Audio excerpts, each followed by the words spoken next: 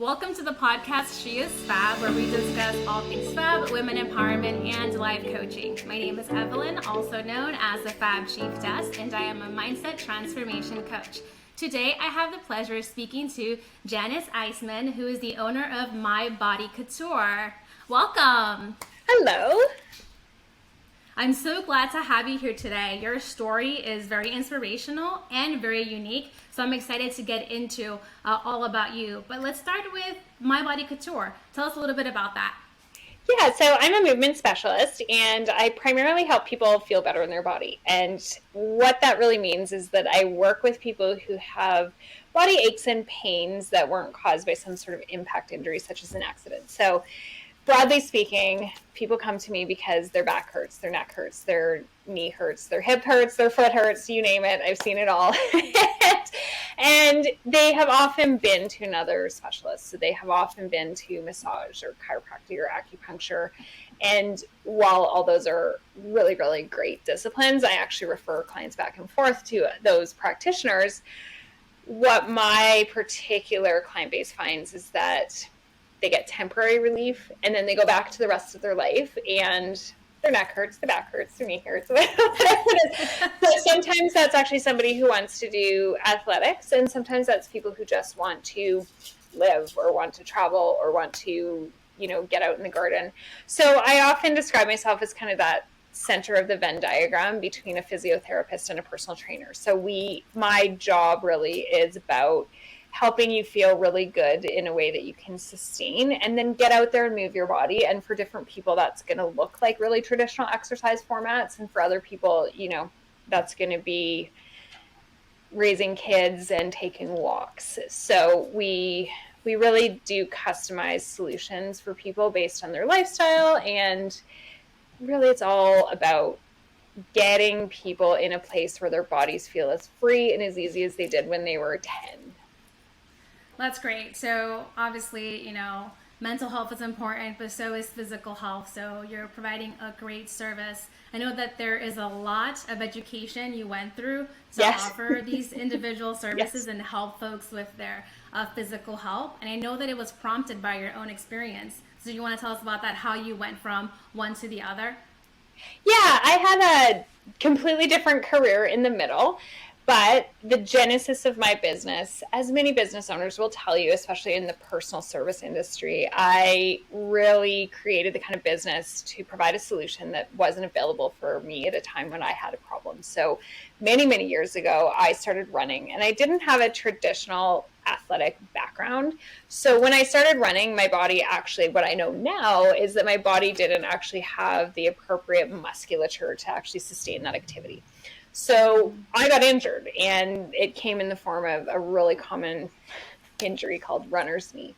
So basically my knee really started hurting, and it would hurt when I sat, and it would hurt when I went up and down stairs. And it did get to the place where it was disruptive to my life. So after that experience, I started the cycle that I just described to you, which is where I went to different professionals to seek help. And I went to sports doctors, and I went to massage therapists, and I went to a rolfer, and I went here, and I went there, and I went everywhere, and found the same experience that I just described. So that's why I work with people in the way I do, because I had that experience myself. And eventually, one of the techniques that actually really helped me was Pilates, and it built that deep strength around my joints. It offered me flexibility. So many years later, that was actually my first certification, and I still use that as one of my techniques and as part of my little blend today, because Pilates actually is one of the best techniques for developing core strength. We all know that. But essentially, I really started at that point on a path of almost obsessive exploration about the body. It wasn't something that I was doing as a career path or as a side hustle. It was something that I was really just deeply curious about. And so for years, I would buy all the books. I have in my studio, I have an entire closet filled with books, and people always come in and they're like, have you read all these? I'm like, yes, this is 20 years in the making here. but both in nutrition and fitness. And it was just a deep fascination with how the body works and what we're eating and how we're moving. And that, of course, has morphed over the years. And then I started taking certifications, and those were never meant to be, again, it was never a career shift. It was a curiosity. And ultimately, it was rooted in how do I help myself? I don't have an easy body. I don't have an easy time with my body. None of this comes naturally. I'm not somebody who you demonstrate an exercise to and then I just, do it. And everything that I have had to experience is deconstructing and ripping things apart and figuring out how to live in my own body and how to actually make exercise comfortable and how to age and all of these things. So I really bring to my clients that piece of it, which is this zero part of this is easy for me, and it's why my brain kept going to how why, what can I do? That is so interesting, because I find that the best businesses are founded by individuals who are solving a problem that they themselves have, that they themselves closely relate to. So you having that experience has allowed you to now curate a service for your clients based on what you know and what you experienced. That's exactly so. We alluded a little bit earlier to a transition. So obviously I know because I've had a chance to talk to Janis and look at her website, which is, by the way, mybodycouture.com. Her background is very interesting. She didn't start in this business. This wasn't her career path. She actually worked for Harper's Bazaar magazine, which is amazing, by the way. So tell us about that. Tell us what happened there, what your role was there, and then what caused that transition for you from working in that field to what you're doing now. Yeah, so I want to add another little layer to that story. I grew up on a farm. So, I mean, this was a bit of an unlikely story in terms of I went from a farm in rural Canada to living and working in New York City and working in the fashion media, in the fashion niche of the media, and so that wasn't an instant overnight thing, but essentially in the years when I referenced that I had the running injury, actually I was a university student, so I was getting my Bachelor of Commerce, which is a nice name for a business degree, and that was in the years before the vision board. So I always really had that more creative streak, and I loved magazines my whole life, probably since the first time somebody put a magazine near me. I was like, this is good. I like these. And so I would cut out little pictures. And even back in those days, it's interesting because obviously hindsight's 2020, but one of the things that I actually pasted into that little booklet, which was a little mini vision board, was to own a Pilates studio. And yet nothing in my brain or in my intellectual pathway actually did that. So you manifested it. I know. So instead what I did is I got my degree, and then I started immediately working in marketing, and every job I had in marketing just whittled down my interest and my niche more and more and more until we got to the kind of Harper's Bazaar end of it. I started with a broad marketing job, and then with that, I was like, wow, I really like the advertising component. So I moved to Toronto and cold called my way into what I, thought was going to be my dream job in advertising, and it wasn't. I was the optimal candidate on paper, but the actual job wasn't something that I actually enjoyed. But what I got out of that experience, because advertising agencies do multimedia, they do print, they do TV, they do radio, and I really was like, oh yeah, this magazine thing is where it's at, so I want to have a career in that. And then I started working my way into that career transition. And that was, I was in Toronto, and that was a really lengthy path to get there. And then from that point, I whittled my niche again. So that was a career that was very specifically chosen. It was years in the making, and it was something that I really enjoyed. I was super passionate about it. It was amazing, and I loved it. And then in the background of my life, I actually was playing out this hobby and passion for health and fitness. And they actually were really great kind of yin and yang opposites, because the media business, I can't speak to what it is today, but certainly in those days, not really a basis or foundation of health. Maybe overworking. Yeah, and it's a business that involves a lot of schmoozing and alcohol and appetizers and late nights and things like that. And that's part of what I loved about it. It was a lot. It's a really high people business, which is, when I do the Myers-Briggs personality test, I'm 87% extrovert. So I was like, this is so you awesome. Should thrive in that environment. Yeah, exactly. So essentially, I actually was getting to that transition moment where I was living in Toronto, but knew that I was moving to New York and taking that next step of my career. And the world's largest global Pilates headquarters is actually in Toronto. So I was like, oh yeah, this old Pilates dream, let's either dust this off or take it off the list. And so I spent the next year working my day job and then literally getting on my bicycle at night and biking up a very long hill to get to this Pilates studio and doing my training. And so that doesn't actually answer your question about the jump, but that's kind of how those two worlds started to merge. Then I moved to New York and continued to do the same thing, only I took different trainings. I took different instructor trainings, and I took a nutrition training, and I took a Yamada body rolling training.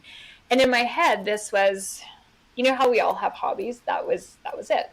Yeah. So in my daytime life, which that was a career that kind of started, let's call it 10 in the morning to 10 at night. So it wasn't really a traditional day job.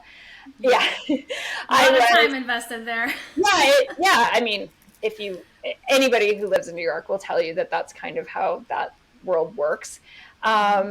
And so I was doing this job in this career that I really loved and brought me a lot of joy and happiness, and it was exciting, and it was everything that I wanted. And then I entered a phase where, because it was 10 a.m. to 10 at night, and because it was lots of drinking and canapé and schmoozing, I was like, I wouldn't mind having a bit of a personal life. I wouldn't mind having, to this day, I still have friends from the business in those days, many of whom live in New York, many of whom don't, but I met mostly other people who were professional contacts from that sphere. And then I had my kind of health and fitness buddies, but I really was like, I just wouldn't mind having a night out that wasn't a party or wasn't, getting sent to some opening. Not to mention you wanted to have a work-life balance, right? I know as a former, East Coaster, New York City, it's a very fast-paced lifestyle. I can understand that, especially in the industry that you were in. Exactly. Yeah, exactly. And so these weren't pervasive thoughts. They weren't something where I was like sitting at my desk being like, oh my God, I have to get out of here. It was just that seed. The seed hadn't yet germinated, but it was that seed. And I actually ended up quitting one of my jobs because I thought, well, maybe I am going to jump. Maybe I'm going to move from this career to that career. And I reversed directions and went back after a few months because I wasn't actually ready. So the big moment of transition actually was I had a baby. And so that was actually the exit. And I mean, on a rational level as well, the media business changed from the day I entered to what it is today. Has, that's added another number of years. But when I entered, we were still very much living in the landscape of traditional media, which was everything I loved. And I exited kind of in those transition years where things were moving digitally. No one knew really what to do or how to execute it or who was responsible or what was happening. And so it was actually the perfect time to exit because my skill set needed to be changed. And I was in a position where, you know, that personal life desire and the desire, like you said, to have that work-life balance was actually not even a desire anymore. It was a necessity. Right. And quite honestly, I looked at my life and recognized that there, you know, it's not a judgment for other people, but for me, I didn't really want to have a nanny to come in and have to handle all those after hours. I I'm just, fully on board with you on that. I didn't want that. As a, you know, for folks who are parents, I believe, and this is my belief, not to affect anyone else's beliefs, but that first year especially of bonding with your child is so important, and relying on an outside source for that care, at least for me, causes anxiety. So I'm in alignment with you on that. Yeah. So I had a massive, I call it like a snow globe on my life. I changed cities, I changed countries, I changed careers, and I did all of that in like literally an instant, and started a brand new life with an infant. And I actually am a lone parent, so it was, you know, I'm not sure that I would like 100% write that down on a list and be like, oh, this is how you should start a business. But I think it was just, I was at a natural kind of transition age where we are moving out of a certain phase of life, and I was more into, you know, I had a baby. So this wasn't kind of going to work. Yeah. But in the meantime, I did have something that I would say is a good way to start a business, which is I had done all that training. I had the certifications already, and I did that while I had that paycheck. I had actually, we call it these days, we call it a side hustle, but from the second I was in Toronto and took that first certification, I couldn't work in a facility. So I started having clients come to my apartment and having clients come to the gym in the condo where I lived. So I had already done that kind of entrepreneurial route. And so by the time I actually opened that business, I knew what results I could get for clients. I knew how to blend the techniques together. I knew kind of what really excited me in terms of, oh, wow, I can solve this problem for clients. I knew what to charge. And none of it was really intentional in this kind of strategic, let's write it down, and this is my 10-year path. But looking back on it, I was like, oh yeah, like I invested in equipment and books and training and having that side hustle in years when I had that protection and frankly another passion to kind of keep me going. So I wasn't counting down the days to leave. It was really having a baby that was the catalyst for making that shift. So you had a couple of good things going on. Well, one, you had that seed already sort of growing that was planted with wanting to potentially transition to something else because the industry was changing. You wanted that work-life balance. And as you said, ultimately, having a baby was the catalyst to make that decision. But you also had preparation because you had all these certifications. You've already worked with clients. It was one of your major hobbies, still is, right? Because that's your business. Yeah. So in a sense, you were also prepared. Yes. Oh, for sure. I would absolutely say yes. So sometimes I think, I mean, people have asked me about that transition moment, but that preparation is actually key because I think had I had to, especially with a baby, but had I had to start over from scratch and start that certification process, we would be having a different conversation right now. Yeah. Well, you mentioned that, okay, you had all that, which is great. You were prepared. You'd already worked in that field in some way, shape, or form. So that really helped you. But then you had a transition, right, where you're now moving to a different country. So talk to us about that. Was there any sort of hesitation, any sort of fear around that? It was actually necessary. So I was a lone parent and, you know, my career was not going to stay the same. I wasn't going to be able to, I mean, I don't even know how people do it, but take on corporate leases in New York City. No. So, you know, it was the obvious move. I can't say that it came with a lot of hesitation. It was actually really only later when I was like, ooh, I probably should have actually it had a little bit more of that. Mm-hmm. Now, would you say in making that move, did you have a support system that would help you with that transition? Was it an easy setup to go from living, in New York City to then living in Calgary? No. No, I think I didn't really anticipate that either because, I did my life and my support system was in New York City.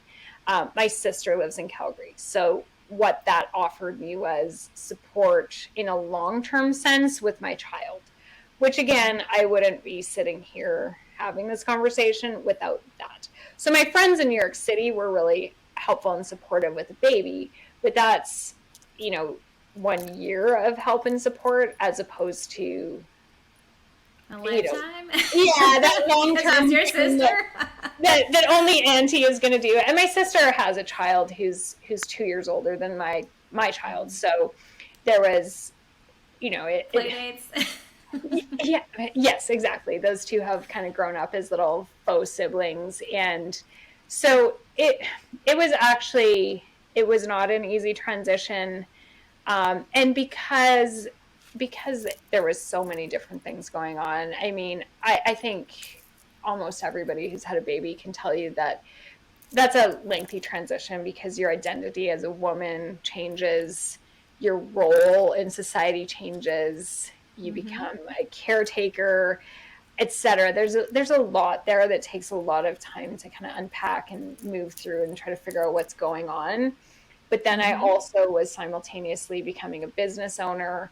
The loss of my career identity was actually fairly significant because that was that takes time and you have to kind of unravel and unpack that. And although people are like, "Oh wow, that's exciting, you own a business," it is now, but but when you're first going through that, it is, I think people even in your support network, it's it's not something that people instantly adopt and start treating you like a business owner. It takes time. You have to, just like Right. every other industry, you cultivate that reputation, you cultivate that longevity, you cultivate that reputation. So that's not instant. Then I was, transitioning to the loss of my social network. I didn't know anyone here except my sister. Mm-hmm. So that was really different. That 87% extrovert wasn't into that. um, and then just, changing countries, which on some level should have been easy. I moved back to Canada, but Mm-hmm. it actually was harder than what I had imagined because in my head, I'm like, oh yeah, I'm just going home. But um, if you've ever heard of reverse culture shock, that was happening. Yeah. So I think that, there was a lot of stuff going on in it, and it's hard to strand one thing out from the other, but, Mm-hmm. it was not easy. There was nothing easy about that.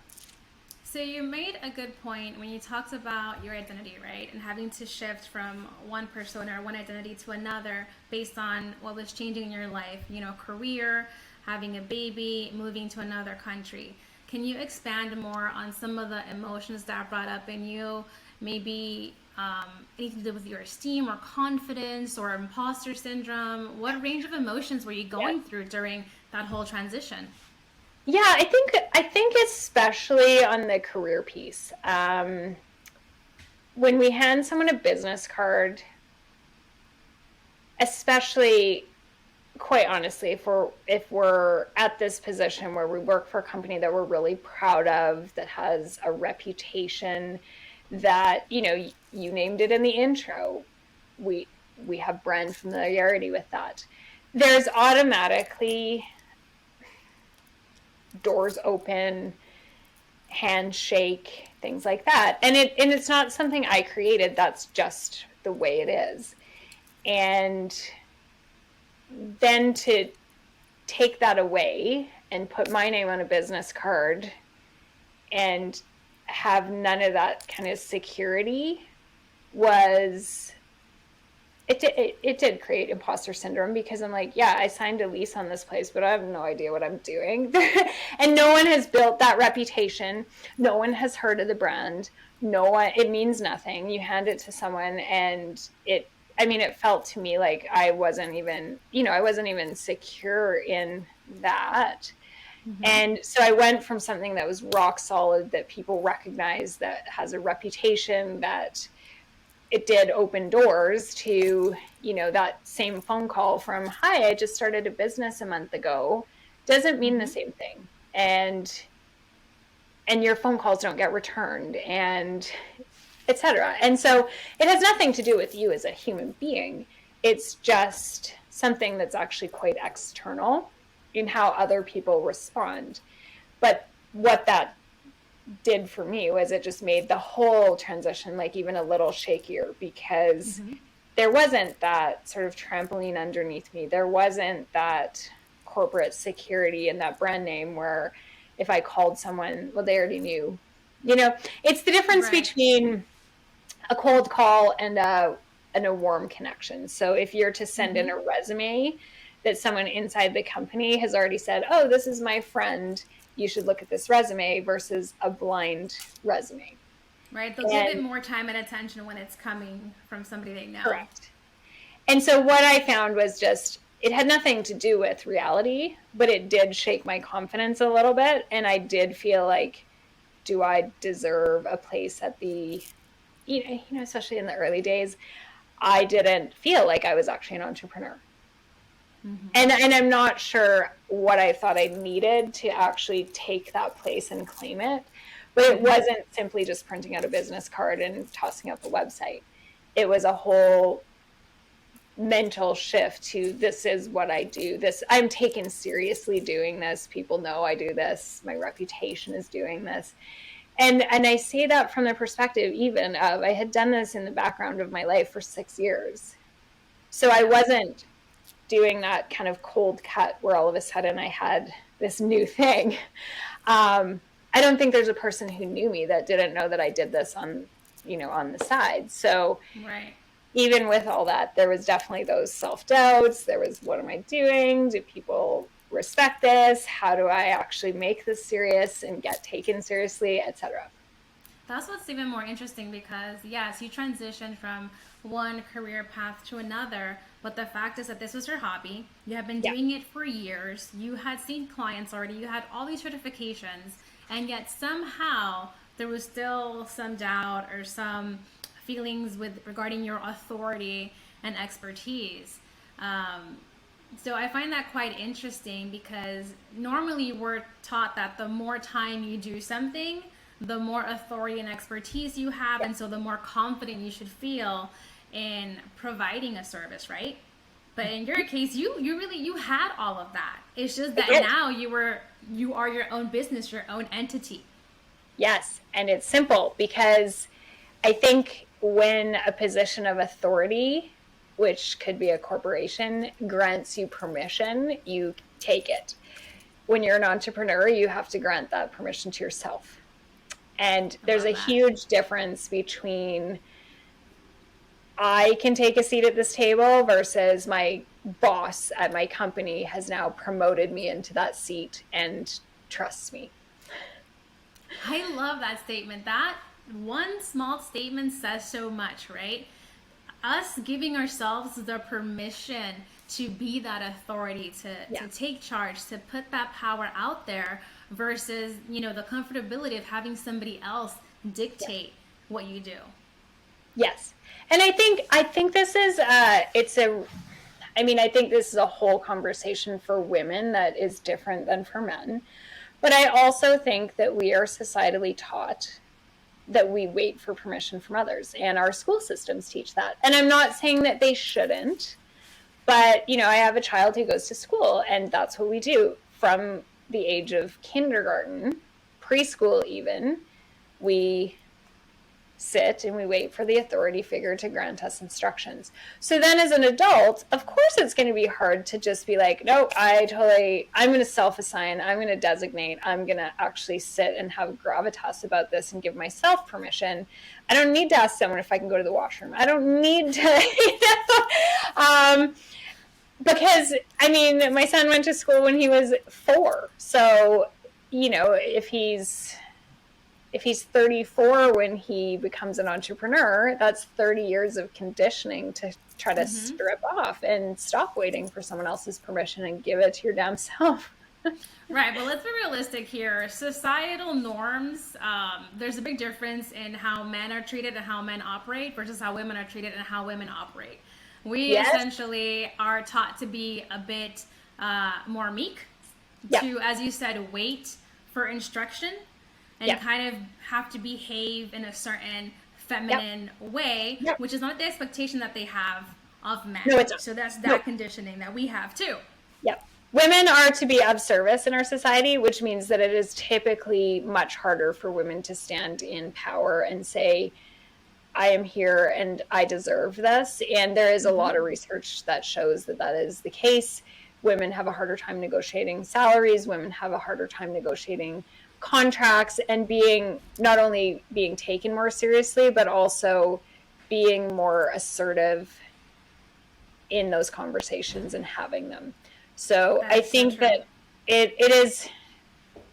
it's a double layer for women to try to actually grant permission.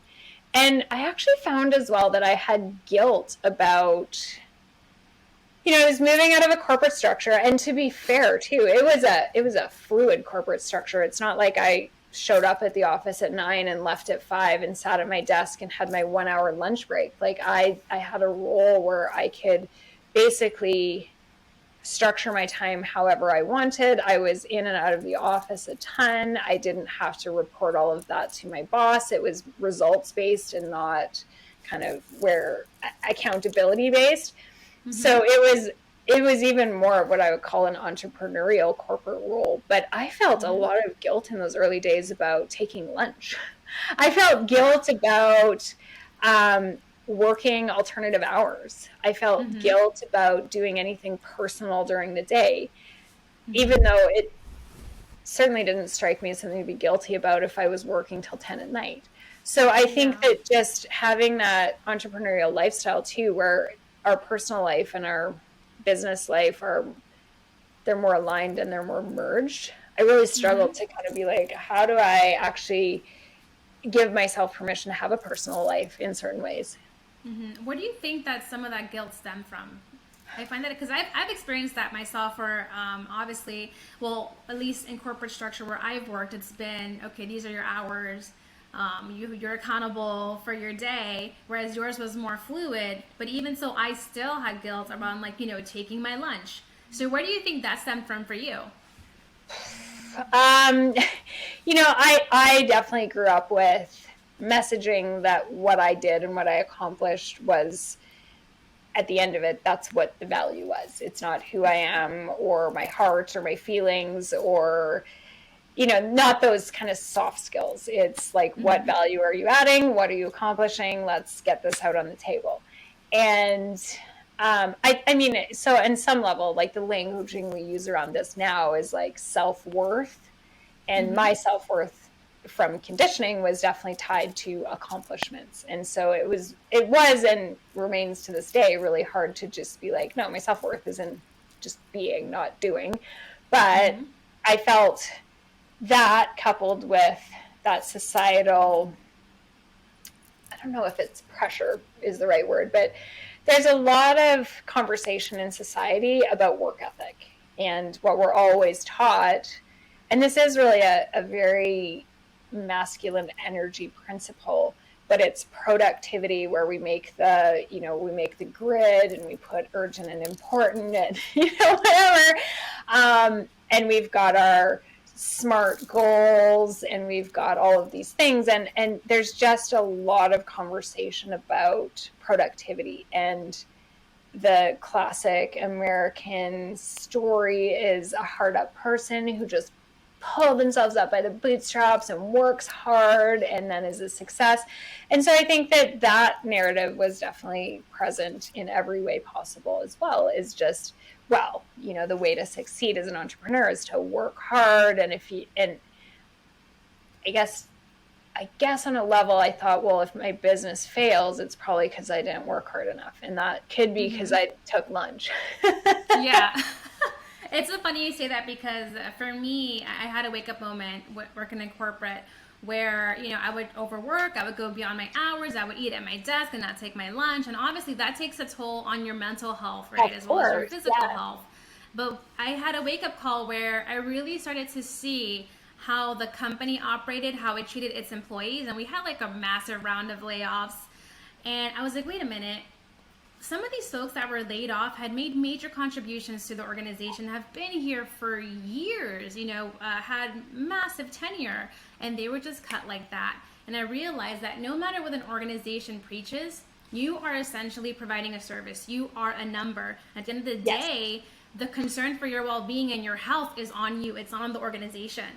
Right? That's right. So that was my wake-up call to shift how I conducted my day and how I viewed work ethic.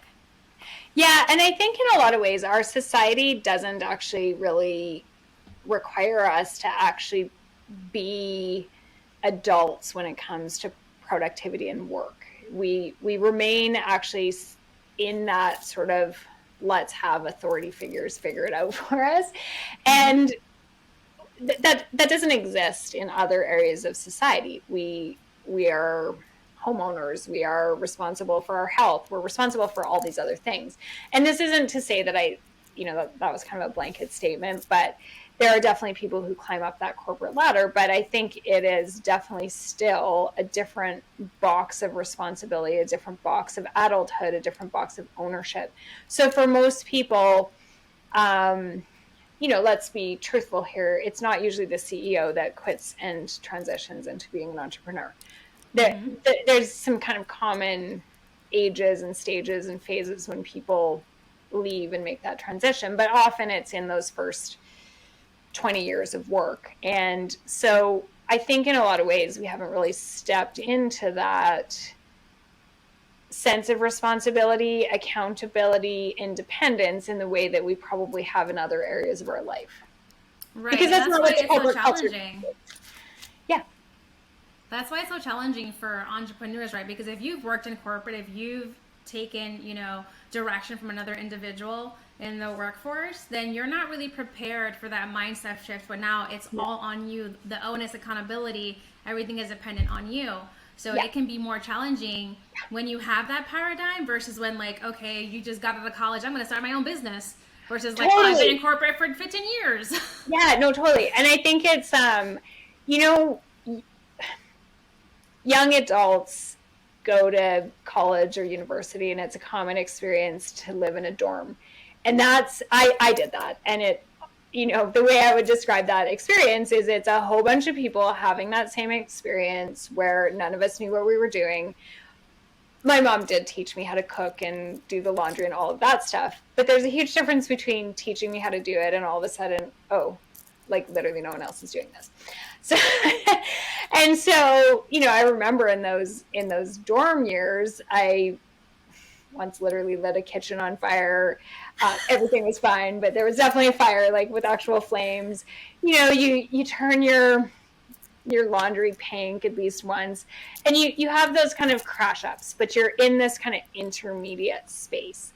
But the reality is that for almost all of us, there is no dorm room living scenario where we go from corporate work to being an entrepreneur. And I think that's why business coaches are so essential, because we have that softer space, that transition window to land in when we do that educational shift and that young adult shift. And we have that grace to be able to make mistakes.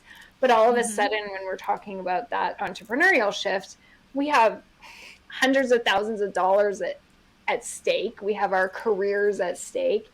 And there isn't that kind of it's cool that you just lit the kitchen on fire. Yeah, no. It's definitely a lot more risk for the reward. Yeah. And also involves a lot more accountability, a lot more careful consideration to the next steps that you're taking, right? Yeah. So as a mother, as an entrepreneur with her own business, as a woman who transitioned from one career to another and moved to another country, what advice would you give for someone who is aspiring to transition to have their own business? Well, one of the things that I think actually was super helpful was all of that, where I didn't actually have a backup plan. I had a child, so bottom line is this had to work. There was no possibility of it not working. I I had someone else to take care of, and I didn't have a partner or spouse, so I'm a lone parent. And I had actually, like it or not, I had accidentally walked away from my former career in terms of, that was purposeful, but I had accidentally walked away from it in the sense that when I moved, it wasn't like I could just call up my old colleagues or call up my old boss and be like, oh, hey, I'm just having like a couple lean months. Can I just pick up a quick contract here? And so I actually think in some ways there needs to be that moment for all of us. I've known a lot of entrepreneurs, and some of them even being in my space, where it's not quite a full commitment. It's always well, if this doesn't work out, here's my backup plan, or, well, my husband has another income, or there's always something that is just like a little padding on the walls. And I think that if we're going to actually seriously be entrepreneurs and really move into that space of I'm an entrepreneur, we actually have to remove the other options. And no safety nets. Yeah, no safety nets, no trampolines, no side hustles. We have to actually go there. And it's an incredibly emotional experience, and there's an incredible transition that we may even want to resist. But I think if we can actually 100% commit, we do it in parenting. There's no take backs. Right, you're locked in. We're all in. And that doesn't mean that we can't get support. That doesn't mean that we can't get help. That doesn't mean that I think someone should go bankrupt having no other options. But it moves us from that space of I can always take this side exit to I have to get creative and figure it out. I have to solve the problem that's in front of me. I have to, I was a lone parent, it was self-financed. This wasn't easy. So, there was some definite financial struggles and lean times and dark days on the financial end of it. But that enforced creativity. It enforced problem solving. It enforced kind of that gun to my head where it's like, okay, do you still even want to do this? And I think that that's actually really critically important, is that we can't, if we're actually going to step fully into that role, step in. Make sure you're ready before you step, but step.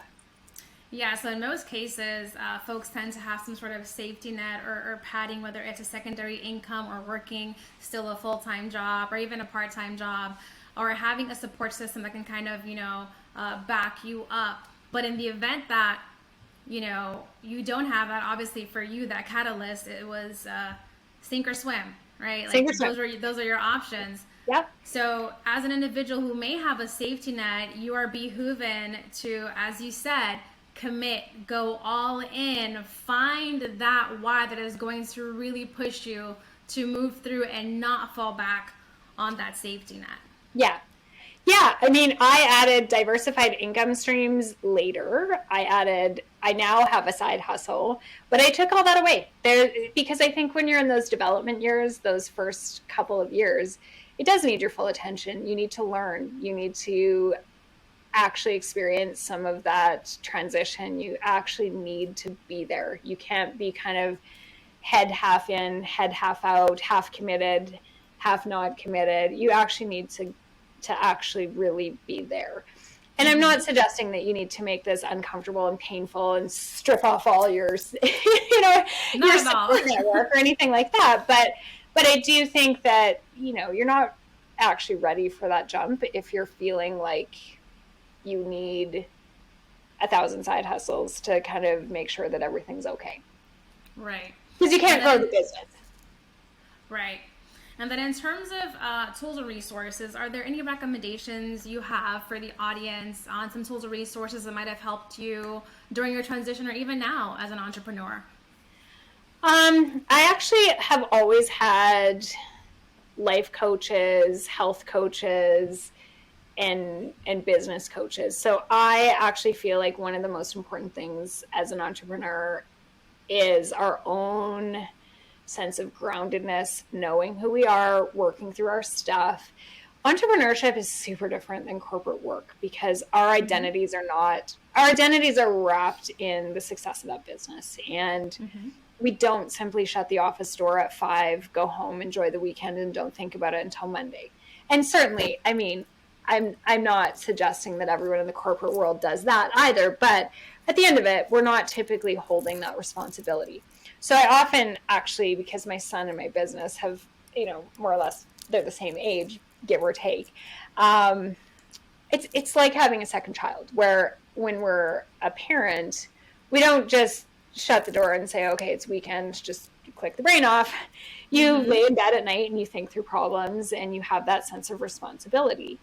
And so I actually really had to come to a place where it all had to be in alignment. And part of that for me was, you have to work through your own stuff. You have to work through your own emotional capacities. And that's something I've never heard talked about, but you have to have that resilience. You have to have proper emotional responses so that when you don't have that income, you don't jump to panic and start to, run out the door. Scramble. You have to, you have to actually sit with those emotions of pain and fear and overwhelm and panic and be able to respond to those things. There's always going to be, we always talk about these great things that happen in business, but we need that emotional grounding. And so we actually often have to work through the skeletons in our own closet. You get to that basement, you think you're done, then you pick up the skeleton, realize there's another subfloor, and you keep working. So actually, although there's a lot of advice to outsource, to hire accountants and hire cleaners and things like that, I actually remain, I keep responsibility for those things. I don't love those things, but I do them, and then dedicate that extra resourcing to emotional and business support for myself, as opposed to outsourcing the tasking. Tasking is easy. The things that a coach gives you, that's work. I love that. I love that you have shared with us how you have worked through some of your inner work that helps in turn your business, and the resources, meaning the various coaches you've worked with, to help create that space so that you can focus on your business. I know different folks go about it different ways, but one of the things that I preach is that if you can't be accountable for yourself and you need help, definitely reach out to those external sources, whatever they may be. Absolutely. And I think, we all actually need a certain level of accountability. I'm a self-starter, but there are times when, if I'm going through an emotionally tough time, it's really easy just to get totally stuck in the weeds in that, and then emerge a week later and I'm like, oh shoot. And no one, I don't have a boss who's like, hey, where are your deliverables this week, right? Yeah. So that happens to me too. I'm like, I should probably get on that. Right. And so while I'm grateful for that opportunity to actually do that self-work, I think it's critically important to have a coach of some kind who's like, it's even just logging into the meeting. I'm like, oh boy, better get that. And so, and it's super different than a boss-employee relationship, because they're not invested in whether I actually did the thing I said I was going to do last week. They're invested in the process. And that process is, okay, what worked, what didn't work, and why, and how can we tweak it so that it either works or we just take it off the list, because maybe you've had that on the list for 12 weeks and you're not actually doing it. So really? Yeah. Time management skills and emotional skills and mindset skills. And, there's a lot in coaching that I think, again, we talk to business owners about accounting and cleaning and virtual assistant services, but you can't get anything done when you're not organized, and when you're not accountable, and when you're dealing with emotions that are overwhelming, and when you're dealing with imposter syndrome and panic and fear and anger and All You these. hit the nail on the head. That's one thing that I preach. People are so quick to, okay, I'm gonna put an action plan. I'm gonna work towards this goal. I gotta set up this website or whatever activity that they're working on. They have this massive list of to-dos, but the internal work, the internal organization hasn't happened. And so you're already setting yourself up for a bump, if not failure, down the road you're taking. And the actual reason is because in a corporate structure, that doesn't matter because there's enough momentum there that even if you're kind of having an emotionally off week, well, your boss is going to be calling you for that 1 p.m. meeting and you've got to have a deliverable. When you're on your own, you can always do it tomorrow. You can always put it off. And there isn't that momentum. There isn't that groupthink. There isn't that tribe around you. So the work that you get to do internally is actually, I think it's one of the most satisfying parts about being an entrepreneur. But it also is really easy to get stuck there or not have the resources or skills to even know where to look to find the solution. And I think that, there's tons of free stuff out there, but you have to have somebody to walk the path with you and have a structure and have, just like the work I do, people can go on the internet and put together their own plans for free, but it doesn't mean it's an effective plan. I have spent 14 years now looking at clients and the results I can get them. Someone can walk into that room and I can actually pretty much guess, okay, this is going to be a 3-session solution or this is going to be a 3-month or 3-year solution. And that's the benefit of going to a professional. We're not kind of Googling information and applying random things. It's hyper efficient. Right.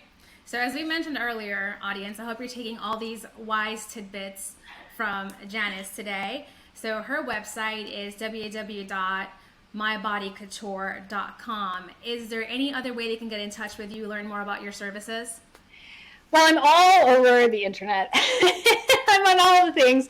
The website is kind of the portal to everywhere else. But I mean, I'm on YouTube and I'm on LinkedIn and I'm on Twitter and I write for Elephant Journal and I am on Facebook and I'm on Instagram. But the 2 major sites for sure where I'm constantly on there and and most easily accessible are definitely email through my website. So I said 2, but it's actually 3. Email on my website or Facebook or Instagram. All right, guys, so you heard it here. Go check out her website. That is the portal to all the other portals where you can connect with her. If you want to learn more about her and see what she's about in terms of her services, definitely recommend it. Her site is amazing, and her story, again, is so inspiring. You can learn more on her website. Janis, any last comments you want to provide to the audience? Yeah, I'm a normal person. My parents were farmers. And when I say that, I just mean I didn't have somebody to put in calls and get me jobs. And so I think I really look at this from the perspective of if I can do this, you can do this. And it takes a lot of resilience. It takes a lot of grit. It takes a lot of internal resourcing. But it doesn't take some kind of special circumstance. I'm a lone parent. And, that only 5% of single parent owned female led businesses last for 5 years. And I am one of them. But it's really, I think, comes down to that mindset and emotional work that I've done. But it isn't something that's out of reach for other people. It is not some special benefit that I was granted. It really is because I did that hard work. I had those coaches and that support, and I went through that really difficult, digging through the basement. But I can't say it enough times. If this is possible for me, this is possible for you. Thank you so much, Janis, for joining me today, for sharing your story and offering these tidbits of wisdom. I'm fully in support of what you're putting out there. I'm sending positive energy your way for more success in your business. Guys, seriously, go check her out, mybodycouture.com. And as I always say, preparation, accountability, execution, and resolve are keys to your success. Once again, Janis, thanks for joining me today. Thank you. Take care. Bye.